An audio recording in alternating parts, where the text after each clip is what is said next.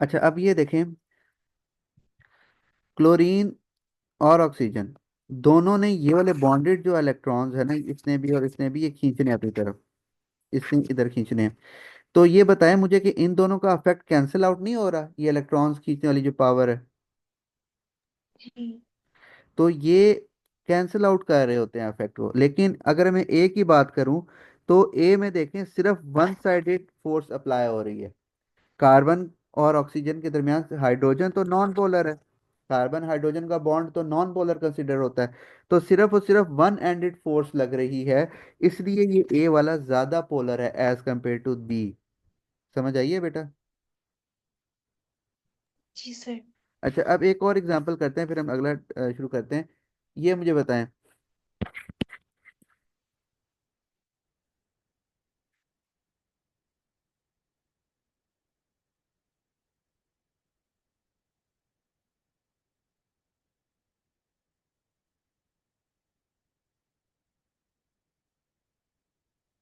ये आपके पास दो कंपाउंड हैं। मुझे बताएं कि इसमें से ज्यादा पोलर कौन सा होगा, ए और बी? ए। ध्यान से देखें, ध्यान से। बी। बी। अब ये देखें, ये है, ये है, ये कैंसिल आउट नहीं कर रहे इफेक्ट को ऑपोजिट साइड पे। जी सर। इसमें दोनों तरफ एक ही वन एंडेड फोर्स लग रही है इधर ही। तो बी इज मोर पोलर, ठीक है। ये दूसरा नॉन पोलर है आपका। ये इंपॉर्टेंट क्वेश्चन, एक दो दफा रिपीट हुआ है ये क्वेश्चन इस तरह पूछता है, वो डिफरेंट कंपाउंड्स दे देगा, एंड्स बदल देगा। अगर ऑपोजिट एंड पे फोर्स लग रही है, आपने याद रखना है कि वो कैंसल आउट कर रहे हैं अफेक्ट को। अफेक्ट कैंसल आउट हो रहा है तो वो उसकी पोलैरिटी खत्म हो रही है, उसमें डायपोल्स खत्म हो रहे हैं। अगर तो एक ही एंड पे फोर्स लग रही होगी तो वो पोलर कंसिडर होता है। तो बताएं, ये पोलैरिटी, इलेक्ट्रोनेगेटिविटी, ये समझ आइए चीजें कुछ? जी सर। ये नोट कर रही हैं साथ साथ चीजें? जी जी। ठीक है। तो अब ये चीज़ें दोबारा नहीं भूलनी, पोलैरिटी वाला कॉन्सेप्ट याद रखना है। अच्छा, अब हमारे पास जो मेन हमारे पास जो फोर्सेस हमने स्टार्ट की थी, जिसकी बेसिक नॉलेज होना था हमारे पास पोलैरिटी का, वो अब हमने ले लिया। अब हम इसको देखते हैं। अच्छा, मैंने तो आपको बताया था कि तीन फोर्सेस होती हैं आपके पास। एक आपके पास होती है, सबसे पहले होती है वेंडरवाल फोर्सेस, जिसे इंड्यूस डायपोल इंड्यूस फोर्स कहते हैं, या लंदन डिस्पर्शन फोर्स कहते हैं। फिर परमानेंट डायपोल होती है, ये पोलर मॉलिक्यूल्स में होती है। और लास्ट वन जो सी होती है, हाइड्रोजन बॉन्डिंग होती है, ठीक है। तो सबसे जो वीक फोर्स है इनमें वो है वेंडरवाल फोर्स, या इसे लंदन डिस्पर्शन फोर्स कहते हैं, या टेम्परेरी इंड्यूस्ड डायपोल फोर्सेस कहा जाता है इनको, ठीक है। कुछ भी नाम से आपसे पूछा जा सकता है। अच्छा, ये देखें, सबसे पहले तो आपको ये पता होना चाहिए कि ये जो फोर्सेस है ना, ये polar as well as non polar दोनों में मॉलिक्यूल्स में ये प्रेजेंट होती, पोलर हो या नॉन पोलर हो, दोनों के अंदर ये फोर्स प्रेजेंट है, वेंडर वॉल फोर्स, ठीक है। कैसे देखें, पोलर को तो समझ आता है कि आपको ये चीज़ समझ आती है कि जब पोलर है तो उसमें ऐसे होगा कि पॉजिटिव एंड है, नेगेटिव एंड है, तो हो सकता है वहां पे फोर्स अप्लाई हो रही हो। तो नॉन पोलर में कैसे होगी, यानी कि अगर सेम टाइप का Br2 है मॉलिक्यूल, लेट्स सपोज, तो इसमें तो कोई पोलैरिटी का चक्कर ही नहीं है। इसमें तो same type of atoms attach है, इक्वल शेयर हो रही है, तो इसमें सर कहाँ से ये वैन वाल फोर्सेस आ गई? तो इससे इसको समझने के लिए हम पहले वैन वाल फोर्स को समझते हैं कि होता क्या है। देखें, ये जो इलेक्ट्रॉन क्लाउड होता है ना, ये इलेक्ट्रॉन डिस्ट्रीब्यूशन होती है। ये जो इलेक्ट्रॉन्स रिवॉल्व कर रहे होते हैं आपके, ये कॉन्टिन्यूस मूव कर रहे होते हैं।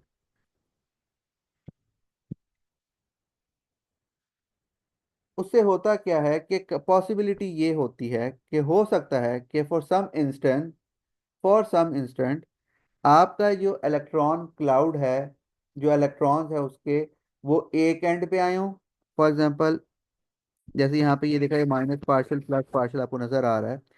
हो सकता है कि फॉर सम इंस्टेंट जो ये मॉलिक्यूल था या जो ये एटम था, इसका जो एक एंड पे ज़्यादा इलेक्ट्रॉन्स हो और दूसरे एंड पे उसका प्रोटॉन्स हो, या इलेक्ट्रॉन्स वाला जो एंड है वो माइनस पार्शियल एंड हो जाए। लाजमी बात है, दूसरा एंड तो पॉजिटिव एंड ऑटोमेटिकली हो जाएगा। तो इलेक्ट्रॉन क्लाउड क्योंकि कॉन्टिन्यूसली मूव कर रहा होता है एटम के बाहर, तो फॉर सम इंस्टेंट ऐसे हो सकता है कि वो electron cloud for some instant थोड़ी देर के लिए टेम्परेरी बेसिस पे एक साइड पे हो जाए। लेट्स सपोज इस साइड पे ज्यादा इलेक्ट्रॉन क्लाउड हो गए, तो फिर इसमें क्या क्रिएट हो जाता है, थोड़ी देर के लिए डाइपोल क्रिएट हो जाता है। ये एंड माइनस पार्शियल हो जाएगा और दूसरे वाला ऑटोमेटिकली उस दूसरी तरफ तो प्रोटॉन का इफेक्ट ज्यादा है, तो वहां पे आपका वो पार्शियल पॉजिटिव एंड होता है थोड़ी देर के लिए। ये बात कुछ समझ आई है? जी सर। देखें, आसान है, कोई मुश्किल नहीं है। आपका ये ब्रोमीन था, इसके इलेक्ट्रॉन क्लाउड कॉन्टिन्यूसली मूव कर रहे होते हैं। हो सकता है कि ये जो इलेक्ट्रॉन क्लाउड है मूव करता करता इस तरफ चला जाए एक एंड पे, ठीक है। तो जब ये इलेक्ट्रॉन क्लाउड इधर चला जाएगा तो इसका मतलब है इस तरफ ज्यादा नेगेटिव चार्ज हो गया, तो ये एंड माइनस पार्शियल और ये एंड पार्शियल पॉजिटिव थोड़ी देर के लिए बन जाता है, और वो फौरन खत्म भी हो जाता है, बिकॉज क्योंकि इलेक्ट्रॉन क्लाउड ने दोबारा घूम के उधर ही आना है, तो वो दोबारा इफेक्ट कैंसल आउट हो जाता है। तो ये फॉर सम इंस्टेंट ऐसे होता है कि अगर एक एटम का इलेक्ट्रॉन क्लाउड या एक मॉलिक्यूल में इलेक्ट्रॉन क्लाउड एक तरफ पे गया, तो उस पे माइनस पार्शियल, और दूसरा एंड ऑटोमेटिकली प्लस पार्शियल में चला जाता है। अब इसका इफेक्ट क्या होता है कि जैसे ये लिखा हुआ है कि अब ये एटम है, जैसे an H atom approach each other the dipole of one atom induces dipole of another. हो सकता है कि ये जो एटम है ये किसी दूसरे एटम के आस पास जाए और उसका पार्शियल पॉजिटिव एंड इसके आमने सामने आ जाए, तो इनके दरमियान क्या अट्रैक्शन डेवलप हो जाती है फॉर सम इंस्टेंट, बाद में खत्म हो जाती है। कि ये जो एटम था जिसके पास जिसका इलेक्ट्रॉन क्लाउड आपके एक तरफ था, उस एंड पे माइनस पार्शियल था, और उसके सामने एक दूसरा एटम आया जिसका इलेक्ट्रॉन क्लाउड पॉसिबिलिटी हो सकती है कि उसका इलेक्ट्रॉन क्लाउड दूसरी तरफ हो, तो इस तरफ पार्शियल पॉजिटिव चार्ज होना है, इसका माइनस पार्शियल इसके पॉजिटिव पार्शियल में अट्रैक्शन डेवलप हो जाए थोड़ी देर के लिए। इस फोर्स को हम कहते हैं dipole induce dipole, temporary dipole induce dipole forces, या लंदन डिस्पर्शन फोर्सेस, या वेंडर फोर्सेस। ये वीक फोर्सेस होती हैं, थोड़ी देर के लिए होती हैं, खत्म हो जाती हैं। ये समझ आइए कैसे डेवलप होती हैं। जी सर। अब इसको देखें ब्रोमीन के साथ क्या हुआ है। अब ब्रोमीन तो नॉन पोलर मॉलिक्यूल है,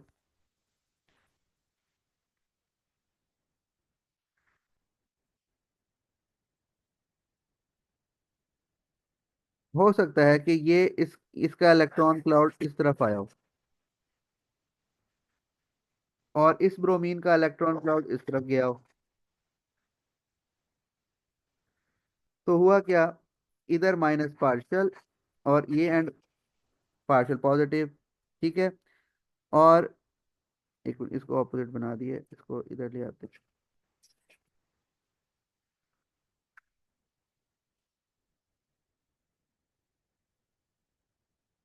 ये इलेक्ट्रॉन क्लाउड इस तरफ है, ये आपके पास डेवलप हो गया माइनस पार्शियल और इधर हो गया प्लस पार्शियल, ठीक है। अब देखें, ये माइनस पार्शियल ये दोनों एंड्स ऑपोजिट ऑपोजिट डाइपोल्स पे आ गए, तो इनके दरमियान यहाँ पे अट्रैक्शन डेवलप हो जाती है फॉर सम इंस्टेंट। इस फोर्स को हम कहते हैं टेम्पररी डाइपोल इंड्यूस होती है ना, ये थोड़ी देर के लिए इंड्यूस हो रही है मैं, टेम्पररी इंड्यूस फोर्सेस। ये समझ आइए बेटा अब। जी सर। ये इलेक्ट्रॉन क्लाउड ये मूव कर रहा है क्वांटिटी, भी जब इधर आएगा तो ये फोर्सेस दोबारा खत्म हो जाएंगी यहाँ पे, ठीक है। तो फिर थोड़ी देर के बाद किसी और मॉलिक्यूल में इसका डेवलप हो जाती हैं। तो ये फोर्सेस होती हैं, ये बेसिक इनका कॉन्सेप्ट होता है कि ये जो फोर्सेस लाई कर रही होती हैं, तो ये पोलर में भी हैं, पोलर में तो होंगी लास्ट बात है, उनमें तो वैसे ही पोलर मॉलिक्यूल में तो वैसे ही आपकी परमानेंट डाइपोल फोर्स होती हैं, उनके साथ ये वाली वैंडरवाल फोर्सेस भी उनके अंदर एग्जिस्ट करती हैं। लेकिन नॉन पोलर अगर कोई मॉलिक्यूल होगा, जैसे Br2 Cl2 H2 carbon hydrogen, ये जितने भी आपके नॉन पोलर मॉलिक्यूल्स होते हैं, ये इकट्ठे कैसे रहते हैं। अब देखें ना, क्लोरीन के मॉलिक्यूल्स भी तो इकट्ठे रहते हैं, क्लोरीन और क्लोरीन या ब्रोमीन और ब्रोमीन के दरमियान तो कोवलेंट बॉन्ड है, लेकिन क्लोरीन के मॉलिक्यूल्स आपस में रहते हैं, ब्रोमीन लिक्विड फॉर्म में होता है, आयोडीन सॉलिड फॉर्म में होता है। ये सारे आपके नॉन पोलर मॉलिक्यूल्स हैं, लेकिन ये इनकी फोर्सेस स्ट्रॉन्गर हैं। आयोडीन के भी हम देखते हैं किस वजह से होती है।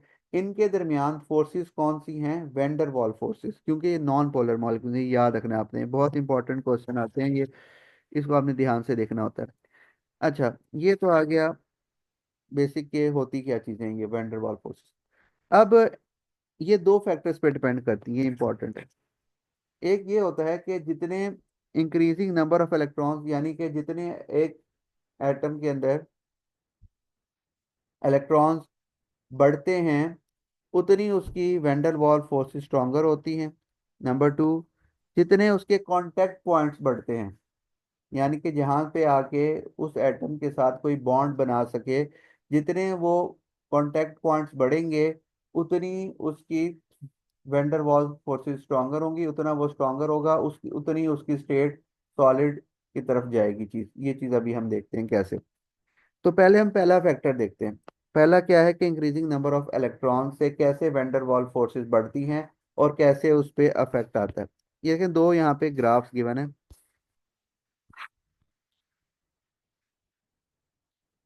ये है helium, neon, argon, krypton, xenon. ठीक है। अब इसमें देखें नंबर ऑफ इलेक्ट्रॉन्स बढ़ने से इंथैल्पी ऑफ वेपराइजेशन, और नीचे देखें बॉइलिंग पॉइंट का ट्रेंड दिया हुआ है कि जैसे जैसे इलेक्ट्रॉन्स बढ़ रहे हैं, जैसे जैसे इलेक्ट्रॉन्स बढ़ रहे हैं आपके पास, उतना ही उसका बॉइलिंग पॉइंट इंक्रीज कर रहा है। इसका मतलब है उतनी ही वो स्ट्रॉन्गर फोर्सेस रखता है। ये बात समझ आइए। जी सर। अच्छा, एक मिनट।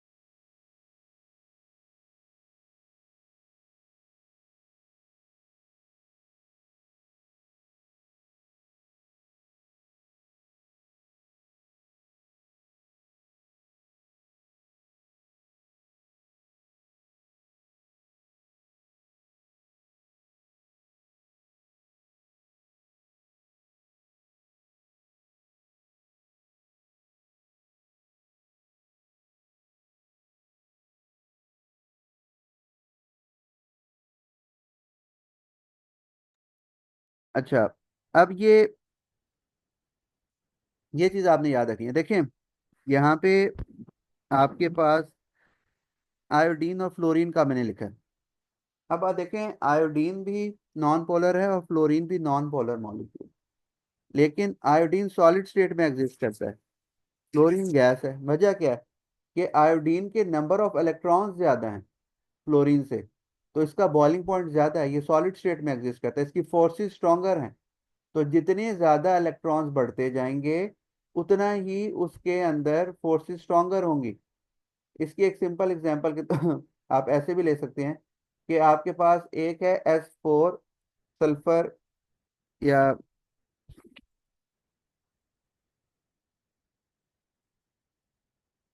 S8 और P4 है। ये इसी फॉर्म में एग्जिस्ट करते हैं। सल्फर S8 की फॉर्म में एग्जिस्ट करता है, फास्फोरस P4 की फॉर्म में एग्जिस्ट करता है।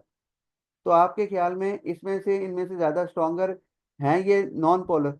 आपको समझ आ रही है, क्योंकि S8 है तो ये सल्फर जो 8 अटैच हैं इनके दरमियान, ये नॉन पोलर है ना, कोई डिफरेंट एटम नहीं है, ना कि लोन पेयर का चक्कर है।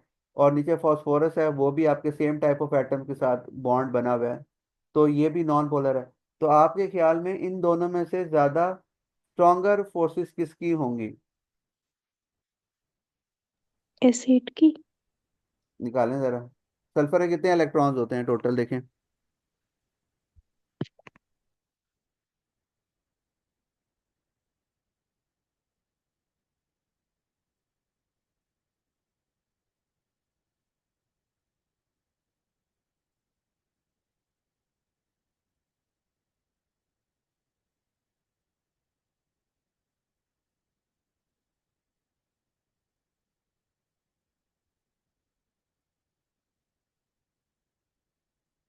जी मिले। सर पीरियोडिक टेबल खोल रही हूँ।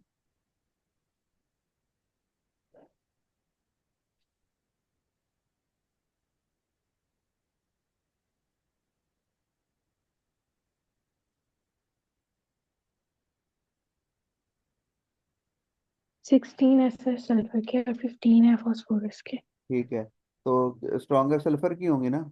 जी। देखिए इसके जब आप निकालेंगे तो 8 इंटू 16 करेंगे, इसके 4 इंटू 15 करेंगे, टोटल इलेक्ट्रॉन निकलेंगे ना। 8 इंटू 16 और 4 इंटू 15 करेंगे, तो टोटल जितने आपके इलेक्ट्रॉन, जिसके इलेक्ट्रॉन ज्यादा होंगे उसके अंदर फोर्सेस स्ट्रॉन्गर होंगे, तो सल्फर जो है वो सॉलिड फॉर्म में एग्जिस्ट करता है स्ट्रॉन्गर फोर्सेस होने की वजह से।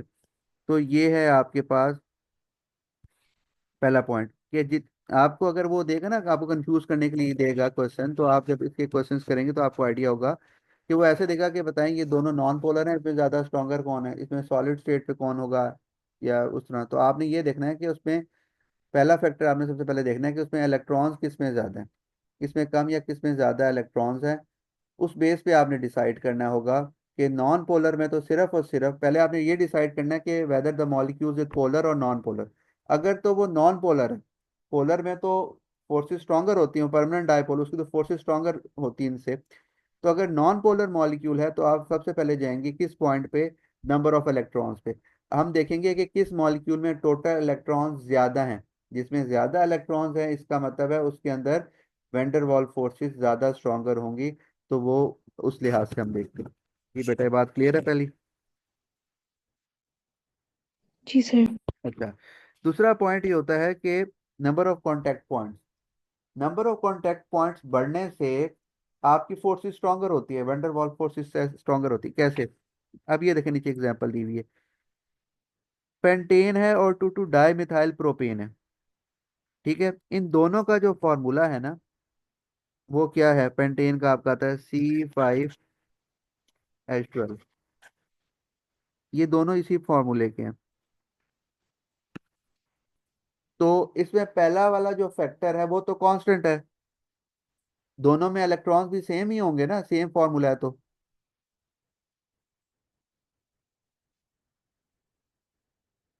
जी बेटा समझ आ रही है? जी सर। मतलब कि पेंटेन के और two two dimethyl propane, इन दोनों में नंबर ऑफ इलेक्ट्रॉन्स तो बराबर होंगे बिकॉज फॉर्मूला सेम है दोनों का। लेकिन इसका बॉइलिंग पॉइंट 36 है, इसका बॉइलिंग पॉइंट 10 है।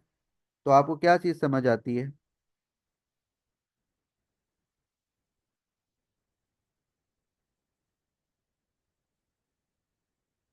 इसमें ज्यादा फोर्सेस हैं, इसमें कम फोर्सेस लिए।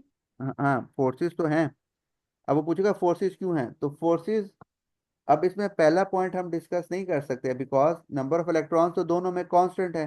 तो दूसरा फैक्टर क्या है कि contact points, number of contact points. देखें देखें, ये जो ये फोर्सेस हैं, ये कांटेक्ट पॉइंट्स हैं जो इस मॉलिक्यूल को इस मॉलिक्यूल के साथ जोड़ के रखती हैं। इसमें देखिए सिर्फ कांटेक्ट पॉइंट्स दो हैं।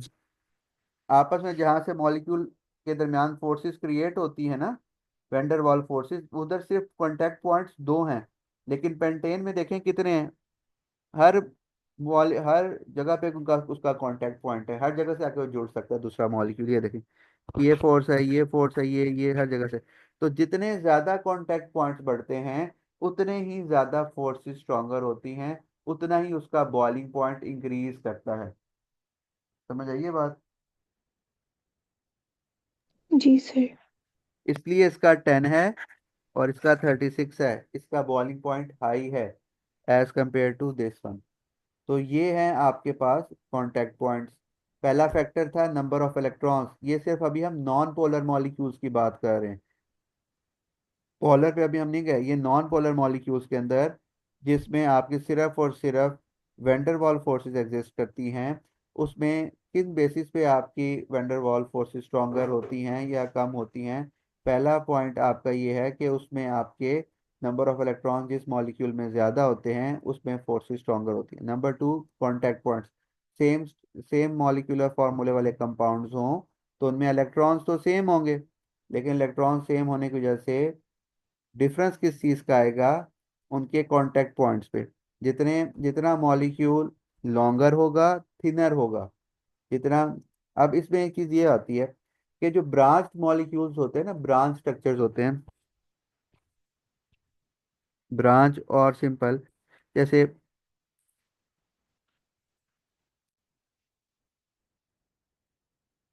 ये हाइड्रोजन, ये हम आइसोमर्स बनाते थे ओ लेवल्स के अंदर, तो ये ब्रांच स्ट्रक्चर था। हम वहाँ पे पढ़ते थे कि ब्रांच स्ट्रक्चर्स का बॉइलिंग पॉइंट लो होता है as compare to this one.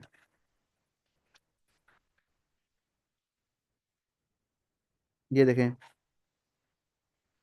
ये आपका 1 2 3 पेंटेन है, और ये 2 मिथाइल ब्यूटेन है। अब ये ब्रांच है, इसका बॉइलिंग पॉइंट लो होगा, इसका हाई होगा। क्यों? ये स्ट्रेट चेन है, ये थिनर मॉलिक्यूल है, इसमें कांटेक्ट पॉइंट्स ज्यादा हैं as compare to this.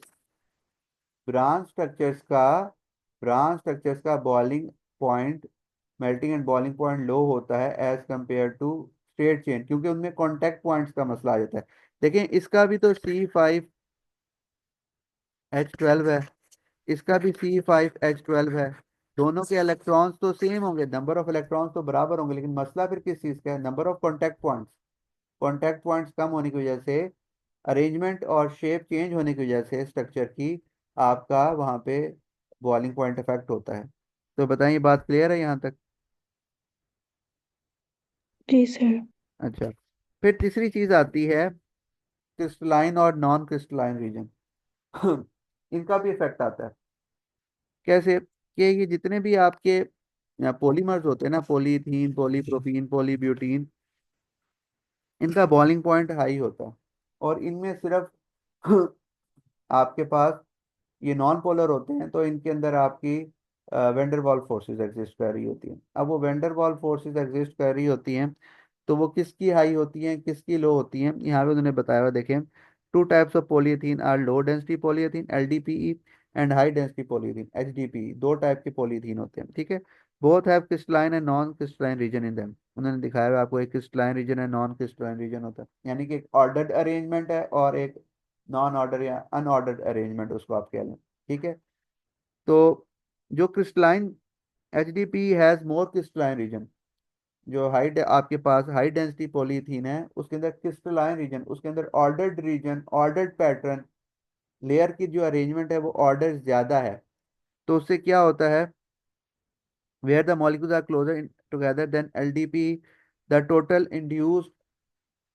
induced ID induced dipole ID induced dipole forces are greater, so HDPE is stronger of two। तो वो ज्यादा स्ट्रॉन्गर है उसके रिजल्ट में। समझ आइए? जी सर। तो 3 बातें आपने याद रखनी है, सिंपल है। नंबर 1, जितने ज़्यादा नंबर ऑफ इलेक्ट्रॉन्स होंगे नॉन पोलर मॉलिक्यूल्स में, उतनी ज़्यादा उसमें फोर्सेस स्ट्रॉन्गर होंगी, उतना ही वो सॉलिड रीजन की तरफ जाएगा। नंबर 2, जितना आपका मॉलिक्यूल कांटेक्ट पॉइंट्स ज़्यादा होंगे, उसमें पहला पहला सबसे पहले हम पहला फैक्टर देखेंगे, नंबर ऑफ इलेक्ट्रॉन्स वाला, वो तो मेन फैक्टर है। अगर दोनों में इलेक्ट्रॉन्स बराबर हैं, तो फिर हम नीचे की तरफ आएंगे दूसरे फैक्टर की तरफ, जो कौन सा होता है? जिसमें आपके पास कॉन्टैक्ट पॉइंट्स वाली बात आ जाती है। अगर इलेक्ट्रॉन्स सेम होंगे तो फिर हम कॉन्टैक्ट पॉइंट्स देखेंगे। कॉन्टैक्ट पॉइंट्स अगर आपके जिस मॉलिक्यूल में ज़्यादा होंगे, उसमें फोर्स स्ट्रॉन्गर होगी। और थर्ड पॉइंट आपका आता है क्रिस्टलाइन रीजन या ऑर्डर्ड पैटर्न, जिसके अंदर क्रिस्टलाइन रीजन या ऑर्डर्ड पैटर्न ज़्यादा होगा, वो ज़्यादा स्ट्रॉन्गर होगा। तो ये बात होती है आपकी वंडरवॉल फोर्सेस के अंदर। ये देखें, मोर इलेक्ट्रॉन्स मोर वंडरवॉल फोर्सेस, मोर कॉन्टैक्ट पॉइंट्स मोर वंडरवॉल फोर्सेस, मोर रेगुलर क्रिस्टलाइन शेप मोर वंडरवॉल फोर्सेस, ठीक है। तो ये समरी है। Longer and thinner molecules have high van der Waals forces then shorter and fatter molecule, ठीक है। जितना आपका लॉन्गर और थिनर मॉलिक्यूल होगा, उतना ही उसके अंदर फोर्सेस स्ट्रॉन्गर होंगी एज कंपेयर टू आपका जो कोई जो ब्रांच स्ट्रक्चर होता है, जो थिनर होता है, थिक, जो मतलब कि फैट मॉलिक्यूल होता है, शॉर्टर होता है, उसमें आपकी फोर्सेस, क्योंकि कांटेक्ट पॉइंट्स का आ जाता है ना रीजन, तो कांटेक्ट पॉइंट्स कम होने की वजह से उसमें फोर्सेस भी आपकी वीक होना शुरू हो जाती है। तो बताइए, यहाँ तक बात क्लियर है? जी सर। सही है, इसको नोट कर लें। इसके बाद हमारे पास आता है परमानेंट डायपोल फोर्सेस। ठीक है, फिर ये खत्म कब होगा? ये इसके बाद हाइड्रोजन बॉन्डिंग रहेगी, एक टॉपिक और रहता है अभी इसके अंदर ना। वो भी अभी कराएंगे? नहीं, वो अभी तो नहीं होगा, वो अभी तो ये वाला हो जाए परमानेंट डायपोल फोर्सेस, फिर नेक्स्ट टाइम कर लेंगे। आप फिर अब फिलहाल। नींद आ रही है, दिमाग में कुछ नहीं जा रहा। अच्छा चलें, ठीक है, यहाँ तक कर लें आप।